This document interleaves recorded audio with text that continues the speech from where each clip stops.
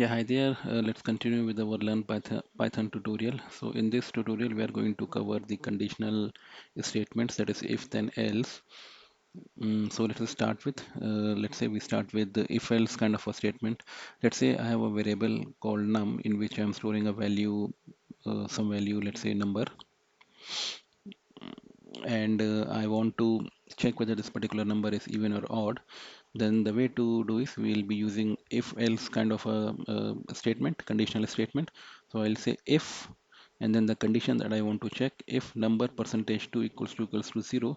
That is, what I'm doing is finding out, I'm doing the modulo of this number, uh, and that is it will return the remainder after dividing this number by 2, and I'm checking if the remainder returned is 0. If it is 0, then it will go inside this particular section of the code, and it will print the number is even. If this condition does not holds true, then it will not come here, it will go in the else block. So it will come here else, and this will go in under the else block, and it will print this particular statement. So let's execute this script. This is script 8. Let me execute it. Yeah. So it will say 27 is odd because if condition was not true. So instead of going under the if block, it goes under the else block, and it will simply print it out. So one thing to note in Python is instead of specifying any curly braces or any other symbol to represent a block of a code, what we use here in Python is the space. So the space indentation is very important in Python because it represents a particular block of a code. So for example, if you see here, this block of a code comes under the if, and this block of code comes under the else, and what we are and how we are specifying the starting and the ending of the block is by using this space. So typically four spaces are used to represent the block of a code. Let's say now we continue with our if else kind of a statement. Let's say we have a number 9, and we have a conditions like this. If number is greater than equals to 30, then come under this block of code, print this thing. Else if, so if this condition is not true, then check for this condition. Else if number is greater than equals to 20, then come under this uh, block of code and print this thing. Else if, that is, if this condition also holds false, then it will check for this else if condition. If this holds true, it will come here. Otherwise, if all these conditions are false, then by default it will go under this else statement. So since this number 9, it doesn't satisfy any of these conditions, it will come under the else, and it will go and print less than 10. This is what we see here. So in this way, we can specify if else if kind of logic, and do the conditional operations. Now we'll look at the Boolean operations. So we have and, or, and not to specify the Boolean conditions. Let's say we have three variables x, y, and z with the values 10, 12, and 13. Now I'm specifying the if condition like this. If within bracket testing this condition x percent 2 equals to 0. So I'm just checking if x is a even number or not. So it will return the remainder.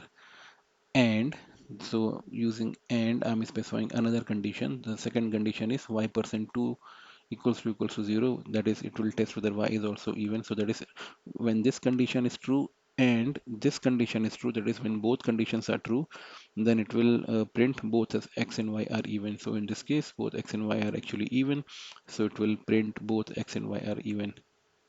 So and basically what it ensures that all the conditions that are specified must hold true, then only it will go in the if block. Otherwise it will go to the next block or go to the else block. So for and, all the conditions must hold true. So that is the main thing. Now another is or. So for or, let's say I'm doing this testing if x percent 2 equals to 0, or z percent 2 equals to 0. That is, if x is even or z is even. X is 10, which is even, this holds true. Or z percent 2, z is even, no, z is not even because z is 13, so this holds, so this is false. So it will actually evaluate true if true or false.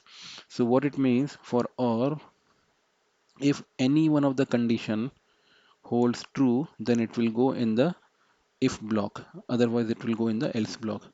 So in this case, this condition holds true, then it will print at least one number is even. At least one number is even. So the basic difference between and or is, for and all the conditions must hold true, then only it will go in the if block. And for or, if any one of the condition holds true, then it will go in the if block, otherwise in the else block. Now there is another operator called as not. It actually inverses uh, uh, the value returned by the condition. So what I'm doing here is, within this parentheses, I'm saying z percent 2 equals to 0. So z is actually a 13. So this will return. So this will return false because remainder of 13 when divided by 2 is not 0. So this will return false. Now we are putting not just in front of it. So this false now will become, actually it will become as true. Why? Because we are putting not. So in a way, what it means, if not z is even, so that's how we read this condition in a simple English way. If not z is even, then print z is not even. So this is what it is printing, 13 is not even. Z is getting replaced by its corresponding value due to the formatted string. Now let's see how some of the objects are treated in the if condition. Let's say if our object is of none type, or if we directly apply none. So none basically is evaluated as false in Python. So if I say if none, then the print statement for the if block, else, then the print statement for the else block. So if I execute this particular block of code, I'll get none evaluates to false. So it means if the condition that we are checking in the if condition, if somehow that condition evaluates to none, then it will straight away go to the else block. So that basically condition in a way is treated as false. Now another is non-zero. If I take any non-zero, then it evaluates to true. For example, if I take a non-zero number that is -1, and if I check if -1, then the print statement for if block, else, then the print statement for the else block. So since this is non-zero, so this will evaluate to true, so it will go in the if block. That is, it will come here and it will print non-zero evaluates to true. So if I see here, non-zero evaluates to true. Now next is the 0. Now 0 is treated as false, or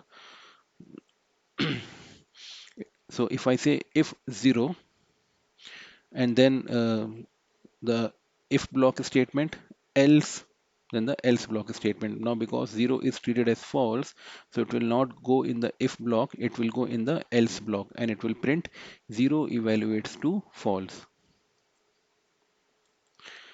Now similarly for empty string also evaluates to false. So if I just test if and then empty string, what it means, if I specify if and after that some condition which actually somehow results in an empty string, then it will be treated as false. So instead of going in the if block, it will go in the else block, and it will do whatever is specified in the else block. So in this case, we have specified this print statement which prints empty string evaluates to false. So it will say empty string, this evaluates to false.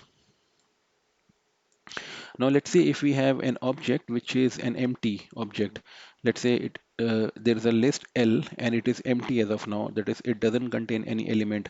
Or we can have a tuple which doesn't have any element, or we can have a dictionary which doesn't have any element. So basically, what I'm saying is, if we have an object which doesn't have any element, then let's see how it is treated as.